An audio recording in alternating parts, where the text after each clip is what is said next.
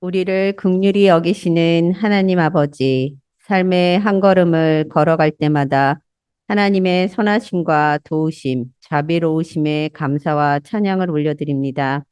2023년의 시작부터 우리가 사는 곳마다 어려움이 많습니다. 고통과 한숨이 서린 이곳, 우리는 무엇도 어찌해야 할지 몰라 좌절한 시기에 다시 소망이 되어 주시는 아버지가 계시기에 믿음으로 일어설 수 있습니다. 나의 고통에만 아버지께 기도하는 것이 아니라 나를 돌보시고 안으시는 사랑의 감동에 다른 사람들의 고통의 한숨이 들려지는 축복을 내려주세요. 한파 속에 꽁꽁 얼어가는 곳에 따스한 손이 되어 서로가 서로의 손을 잡는다면 언손이 녹아서 움직이는 손이 될 줄 믿습니다. 서로를 인정하는 함께, 각자의 개성을 존중하는 연대, 새로운 연대의 일들을 꿈꾸고 시작하는 사랑의 불씨의 움직임이 이 시대의 바람 앞에 당당하게 불을 밝히게 해주세요. 말뿐인 기독교가 아닌 사랑의 본을 보이신 예수님의 분부 따라 세상에서 빛과 소금이 되게 하소서. 어두운 곳이 우리가 갈 곳이요. 아픈 곳이 우리의 섬길 곳이며 우리가 함께 힘을 먼저 행복하게 여기는 사랑의 한 몸 공동체가 되는 2023년 서로 교회가 되게 하소서. 계획하는 일마다 지혜가 넘치게 하시고 배려와 존중으로 포용하는 연습을 하는 시간이 되게 해주세요. 말씀을 듣고 깨달아 실천으로 결단하는 매주일 되길 바라오며 영육이 강건한 축복이 임하길 원합니다. 왕이시며 종의 형체로 오신 예수님의 이름으로 기도드립니다. 아멘. 아멘. 아멘. 오늘 말씀은 아마도 기독교인이라면 거의 누구나 다 어렴풋이 외울 수 있는 말씀일 거예요. 팔복이니까. 복이 뭔지 우리가 함께 말씀 속에서 나눠보고자 합니다. 인사하겠습니다. 샬롬. 승리하세요. 세상 누구보다 사랑합니다. 아멘. 오늘은 100살 할머니도 들어오셨습니다. 우와, 건강하시기를 축복합니다. 네. 아까 스포일러로 안 알려드렸는데요. 이 팔복이 1943년도에 윤동주 시인이 지은 실제 육필 원고입니다. 네, 아주 귀한 자료죠. 아쉽게도 이분이 그 숭실을 입학을 했는데 신사참배 때문에 숭실이 폐교를 했거든요. 그래서 자연스럽게 학적을 연희전문학교로 옮겼어요. 지금의 연세대학교.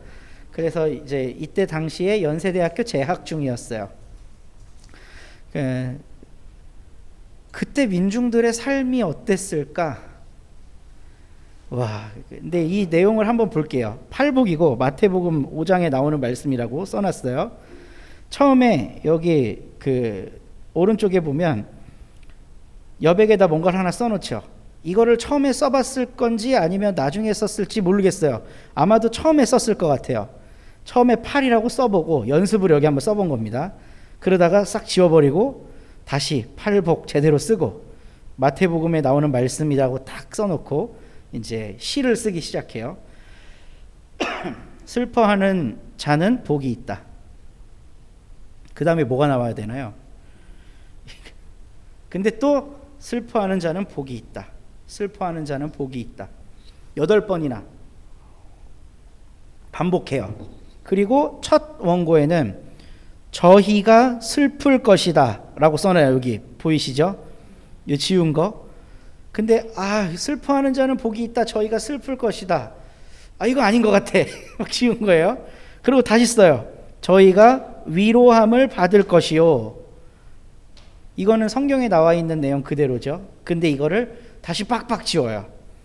그리고 저희가 영원히 슬플 것이요 라고 마지막 원고를 마무리를 해요.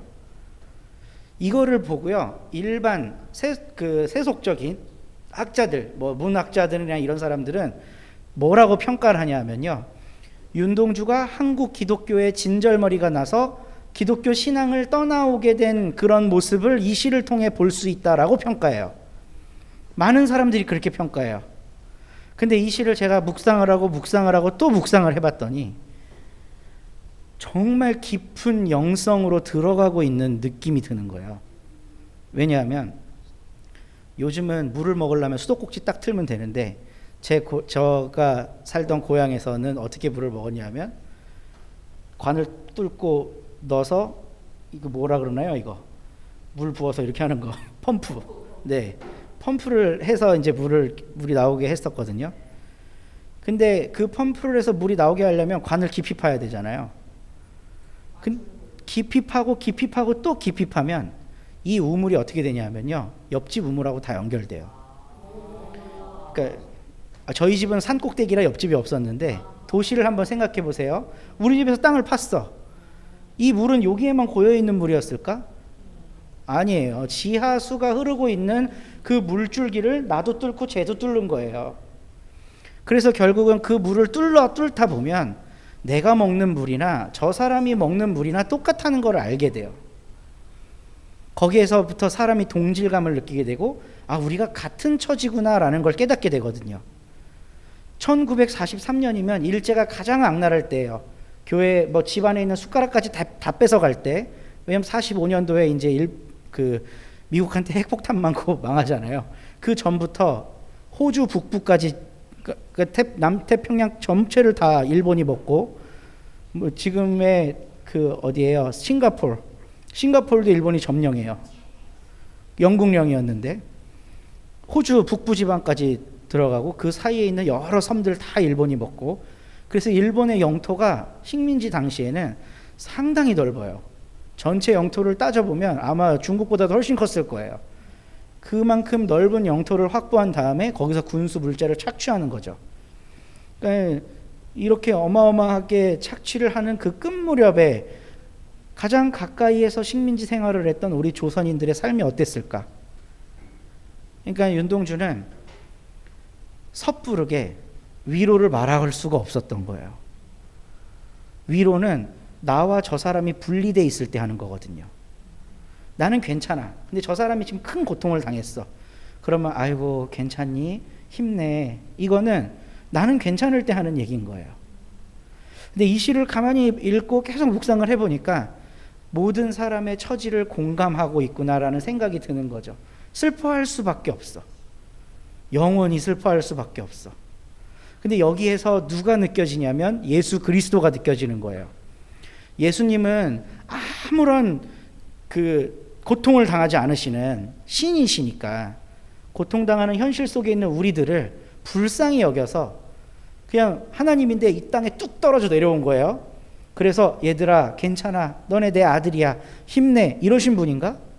그게 아니라는 거예요. 슬픔을 당한 사람들의 현실 속에 오셔서 예수님이 슬픔을 당하시는 거예요. 그러니까 슬퍼하는 자는 복이 있느니 그가 영원히 슬플 것이다. 저는 윤동주가 예수님의 마음을 깊이 공감한 때가 바로 이때라고 생각합니다. 아주 젊은 사람이었지만 야, 어떻게 이 나이에 20대였는데 이 나이에 어떻게 이런 깊이 있는 영성에 다다를 수 있을까 하는 생각을 해봐요. 진짜 고민을 많이 한 거죠. 그래서 윤동주 시인의 팔복을 읽어보면 외우기도 쉽잖아요. 똑같아 다. 우리 지금 순서도 막 헷갈리는데 마음이 정결한 게 먼저야 화평이 먼저야 막 헷갈리는데 쉽게 외울 수 있어요. 슬픔을 당한 사람들은 복이 있다. 근데 그들이 슬플 거다. 이거는 그들을 타자화시킨 게 아니라 나와 같게 지금 연결시켜서 보고 있는 거예요. 그러니까 이 시만 보면 윤동주가 기독교가 싫어서 떠나려고 한 건지 혹은 더 깊은 영성으로 들어가는 건지 이거 하나만으로는 확인할 수가 없어요. 근데 사면타로 시를 짓습니다. 이 팔복을 지은 다음에. 그 다음에 지은 시가 그 유명한 십자가라는 시예요. 윤동주의 십자가. 쫓아오던 햇빛인데 지금 교회당 꼭대기 십자가가 걸리었습니다. 첨탑이 저렇게도 높은데 어떻게 올라갈 수 있을까요? 종소리도 들려오지 않는데 휘파람이나 불며 서성거리다가 괴로웠던 사나이 행복한 예수 그리스도에게처럼 십자가가 허락된다면 모가지를 들이우고 꽃처럼 피어나는 피를 어두워가는 하늘 밑에 조용히 흘리겠습니다. 그러니까 예수는 하나님이어서 고통 안 당하는 분이 아니라 괴로웠지만 그 괴로움 때문에 그가 행복했다. 십자가가 허락됐기 때문에. 나도 차라리 십자가를 지면 좋겠다. 1943년 조국의 앞날을 보면서 윤동주가 그 현실을 보면서 윤동주가 지었던 시입니다. 사면타라했으니 마지막 하나도 또 이야기를 해야 되는데 한국 사람들이 가장 사랑하는 윤동주의 시예요. 서시. 죽는 날까지 울어러 하늘을 울어러 한 점 부끄러움이 없기를 잎새에 있는 바람에도 나는 괴로워했다. 별을 노래하는 마음으로 모든 죽어가는 것을 사랑해야지. 그리고 나한테 주어진 길을 걸어가야겠다. 오늘 밤에도 별이 바람에 스치운다. 이 세 개를 연타로 읽어야 감각이 좀 오는 것 같더라고요. 물론 하나하나도 너무 아름답고 좋은 시지만 1943년이라는 그 시대상 속에서 슬퍼하는 자에 대해 이야기를 하고 예수가 십자가를 진 걸 행복했던 일이다. 나도 지고 싶다라고 이야기를 하고 그 다음 이 살갗을 에이는 살얼음과 같은 추위가 나를 막 강타하고 있지만 그래도 나는 묵묵히 내가 가야 할 길 걸어가야 되겠다. 그러니 슬퍼하는 자가 복 있다는 말이 이해가 되는 것 같아요. 이 이야기를 다 듣고 나면 팔복 중에서 산상수훈의 팔복 중에서 한국 기독교인들이 가장 좋아하는 복이 뭘까요? 맞추면 500원. 뭘까? 화평케? 왜요? 하나님의 아들인데 현실감이 없잖아요. 아니 뭐 하나님의 아들, 나 원래 하나님의 아들인 것 같은데 무슨 천국을 준다니까? 맨 마지막 것도 천국을 줘요. 의를 위하여 핍박받고 고난받으면 천국 준대요. 이거 안 하고 싶지. 한국 사람들이 가장 선호하는 복이 뭘까? 그냥 맞춰. 네? 뭐 이렇게 공부 잘하셨을 것 같아요. 온유한 자. 온유한 자는 복이 있나니 뭘 받아요? 땅을 기업으로 받아. 이 말씀에 꽂힌 저 기도원에서 기도하시는 분들 엄청 많을 것 같은데요. 막 예를 들면 남편이 좀 이렇게 막 승질을 많이 부리는 사람이에요. 근데 집안이 잘 안 돌아가거든요, 경제적으로. 그럼 부인이 기도원 가서 뭐라고 기도할까? 온유한 사람이 되게 해주십시오. 온유한 사람이. 그래서 땅을 기업으로 받아갖고 이렇게 우리 가정에 하나님의 은총과 축복이 넘치게 해주십시오. 엄청 많지 않을까요? 그리고 목사님들이 이제 교회 건축하고 막 이럴 때 이런 노래 또 부르겠죠. 이산지를 내게 주소서 이런 노래 막 부르고. 그다음에 우리 교회가 이름은 이거지만 사실은 온유한 교회로 이름을 바꿔야 됩니다. 그래야 하나님이 땅을 기업으로 주신다고 했습니다. 뭐뭐한 자는 복이 있나니 라고 할 때 마태복음의 가르침은요, 뭐뭐한 자가 되는데 방점이 찍혀 있어요. 그 뒤에 따라오는 거는 그냥 막 대충 한 말이야. 보니까 천국을 주겠다, 하나님의 아들이라 불러주겠다, 뭘 주겠다. 근데 사람들은 뭐를 주겠다에 꽂혀요, 자꾸. 근데 생각해 보세요. 하나님의 아들, 천국 이런 건 다 추상적이죠. 별거 아닌 것 같아. 예수 믿으면 당연히 주는 거 아니야, 이렇게 생각하고. 그러니까 아주 현실적인 땅 줄게 이러면 막 온유한 자, 온유한 자 돼야지. 온유한 게 뭔가요?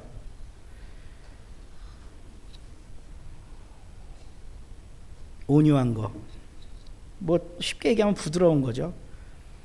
이건 막 거칠지 않은 거예요. 부드럽게 누가 뭐라 그래도 이렇게 유하고 순하고 성내지 않고 이렇게 편안하고 이런 게 온유한 걸 거예요. 교회 안에 온유한 사람이 많을까? 바깥에 많을까? 남았을 때 하는 사람이 온유하지 않을까요? 마음 잘 다스리는 사람? 교회 안에 일선에 있으면 온유하지 못한 목회 현장을 너무나도 많이 봐요.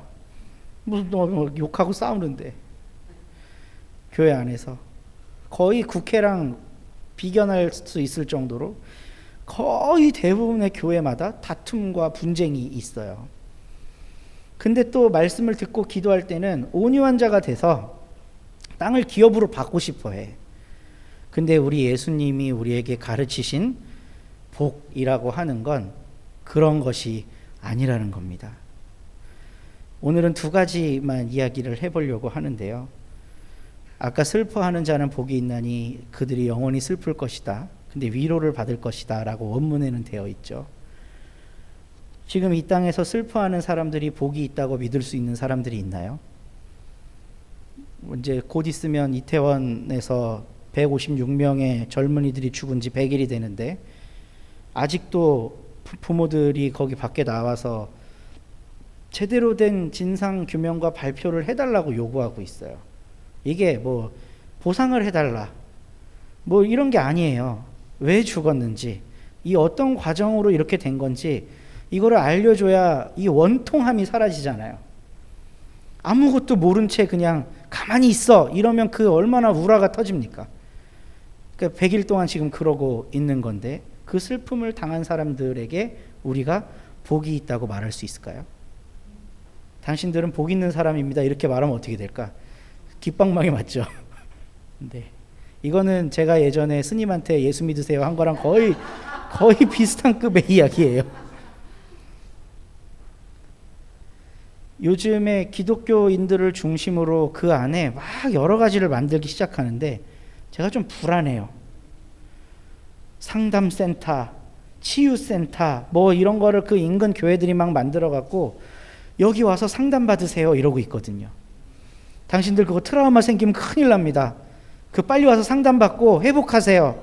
이런 일들을 지금 뭐 시민단체도 하려고 하고 있고 교회들도 그런 거를 하거든요. 어저께 아들이 죽은 엄마한테 가서 상담 받으세요.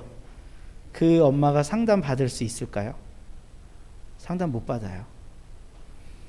충분한 시간 동안 슬퍼하고 애도하고 아들이 떠난 거에 대한 그 의미를 이분이 스스로 찾을 때까지 주위 사람들이 해야 할 일은 기다려주는 거고, 팔복을 참된 복이라고 믿는 사람, 윤동주 시인의 이 시가 정말 깊은 영적인 차원을 언급한 거라는 데 공감이 되는 사람은 그분이 땅을 파고 맞닿은 슬픔이라고 하는 물줄기, 거기에 나도 닿았으면 좋겠다 해야 된다는 거예요. 그럼 우리의 역할은 우물 파는 거죠. 슬픔의 우물을 파는 거예요, 같이. 깊이 가면 그분의 슬픔을 만나거든요. 그래서 그 슬픔을 공감하면 이건 너의 슬픔이고 나는 너를 위로하는 사람이야가 아니라 당신의 슬픔과 내 슬픔이 같습니다가 된다는 거예요. 저랑 동기 목사가 이제 바로 부목사가 된 지 얼마 안 됐을 때 교회에 장례가 났어요. 자기 교구에. 근데 아들이 자살을 한 거예요. 근데 초임 부목사가 30대 초임 부목사가 그 장례를 인도해야 돼. 뭐라고 설교를 하고 어떤 찬송을 고르고 누구를 기도를 시키며 완전 멘붕에 빠진 거예요. 그래서 자기도 무슨 소리를 했는지 모르게 어버버버버 했대요. 유가족들은 다 경직돼 있죠. 우리 교회에서 아들이 자살했다 그러면 어떻게 생각할까? 지옥 같다고 생각할까? 이런 사람들도 있었을 거고, 아니면 슬픔이 너무 강렬했기 때문에 그 다른 어떤 뭐 메시지니 뭐니 안 들리는 거예요. 근데 좀 있다가 뒤늦게 한 권사님이 문을 열고 들어왔는데 이 엄마가 모든 것이 다 풀어져서 엉엉 울면서 그 권사님한테 안겼대. 그게 이유가 뭐니? 딴 게 없어. 한마디도 안 했어요, 이 권사님은. 얼마 전에 그 권사님 아들도 그렇게 죽었거든요. 그러니까 너의 슬픔과 나의 슬픔이 다른 게 아니다라는 게 공감이 되면 거기에서부터 새로운 출발이 시작되는데, 이 소위 꼰대 기독교인들의 자세는 당신 위로받으십시오, 당신 뭐 하십시오, 내가 뭘 하겠습니다, 자꾸 이러고 있거든요. 팔복에서 예수님이 슬픔을 언급하실 때 1세기 팔레스타인의 대부분의 민중들이 공감하고 있는 깊은 슬픔이 있었을 거예요.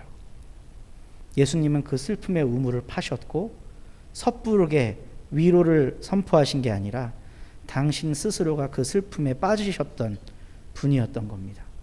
그래서 윤동주 시인은 이 말씀을 묵상하면서 우리가 조선의 민중들을 타자화하지 않고 내가 조선의 민중이기 때문에 나도 슬퍼해야지 라고 시를 쓴 게 아닌가 싶은 거예요. 그리고 이건 이제 제가 개인적으로 좋아하는 건데요.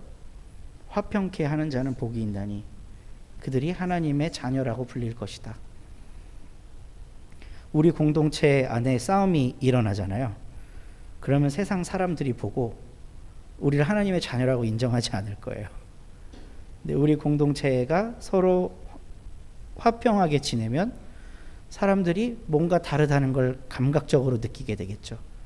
이건 우리 가정에서도 마찬가지일 거고요. 우리가 속한 다른 여러 공동체에서도 마찬가지일 겁니다. 그래서 화평케 하는 사람이 하나님의 자녀로 불린다라고 하는 이 복음의 말씀이 우리들의 공동체 안에서 이루어졌으면 좋겠어요. 다른 8개의 모든 복들도 마찬가지이지만 이걸 그냥 문자적으로 얼른 이해하고 그 뒤에 따라오는 떡고물들에 관심 받고 그런 사람 돼야지 이런 복이 아니라 그 사람은 복되다 할 때 그 예수님이 지칭하신 사람들의 처지와 내가 공감이 되어보고 그 공감이 되는 걸 통해서 다른 사람들이 우리의 모습을 보고 아 저 집단이 범상치 않구나 라고 바라봐 주는 일이 우리 공동체 안에 일어났으면 좋겠어요. 복을 받는다는 건 마태복음에서는 굉장히 영적인 일이었습니다. 어떤 세속적인 축복, 그런 물질의 복, 관계의 복 이런 복이 아니라 영성과 아주 깊은 관련이 있는 거였어요. 왜냐하면 그냥 복이 아니라 아까 우리 노래도 했고 읽기도 했지만 하늘의 상이 큼이라라고 했거든요. 이 땅에서 받는 복하고는 뭔가 질이 다른 복을 예수님이 말씀을 하셨는데 이거는 영성으로만 다다를 수 있는 분야라는 거예요. 그래서 오늘 말씀을 함께 읽고 윤동주의 시를 나누면서 복이 무엇인지 우리의 삶에서 다시 고민해보고 생각해보고 그 복을 우리 공동체와 또 다른 사람들에게 나누는 서로 교회 식구들 되기를 간절히 소망합니다.